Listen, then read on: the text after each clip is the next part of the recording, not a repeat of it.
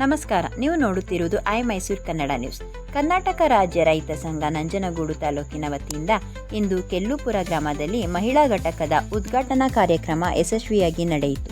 ಈ ಕಾರ್ಯಕ್ರಮದಲ್ಲಿ ಜಿಲ್ಲಾಧ್ಯಕ್ಷರಾದ ವಿಜಯೇಂದ್ರ, ಜಿಲ್ಲಾ ಪ್ರಧಾನ ಕಾರ್ಯದರ್ಶಿ ಸರಗೂರು ನಟರಾಜ್, ಮಹಿಳಾ ಮುಖಂಡರಾದ ಪಿರಿಯಾಪಟ್ಟಣ ಕಾವೇರಮ್ಮ, ಬೈಲುಮನೆ ಹಾಗೂ ಮಂಜುಳಮ್ಮ, ಜಿಲ್ಲಾ ಮುಖಂಡರಾದ ಕೆಸಿ ಪರಮೇಶ್, ಕೆಲ್ಲುಪುರ ಅಂಕಪ್ಪ, ಕೋಟೆ ತಾಲೂಕು ಅಧ್ಯಕ್ಷರಾದ ಮಹದೇವ ನಾಯಕ್, ಜಿಲ್ಲಾ ಯುವ ಘಟಕದ ಅಧ್ಯಕ್ಷರಾದ ಕೋಟೆ ನಂದೀಶ್, ಸರಗೂರು ಅಧ್ಯಕ್ಷರಾದ ಚನ್ನನಾಯಕರು, ಸಂಘಟನಾ ಕಾರ್ಯದರ್ಶಿ ಅಂಚಿಪುರ ಮಹದೇವಸ್ವಾಮಿ, ಕಾರ್ಯದರ್ಶಿಗಳಾದ ರವಿಮೂರ್ತಿ, ಹೆಜ್ಜಿಗೆ ರಾಜೇಂದ್ರ, ಹೆಜ್ಜಿಗೆ ಶಿವನಾಗು, ಕಸುವಿನಹಳ್ಳಿ ಶಂಕರ್, ಸೂರಳ್ಳಿ ಸಿದ್ದರಾಜು, ಮೂಡಳ್ಳಿ ಮಾದಪ್ಪ ಸೇರಿದಂತೆ ಕೆಲ್ಲುಪುರ ಮಹಿಳಾ ಗ್ರಾಮ ಘಟಕದ ಅಧ್ಯಕ್ಷರಾದ ಸೌಮ್ಯ ಹಾಗೂ ಗ್ರಾಮದ ರೈತ ಮುಖಂಡರು ಮತ್ತು ಕಾರ್ಯಕರ್ತರು ಭಾಗವಹಿಸಿದರು.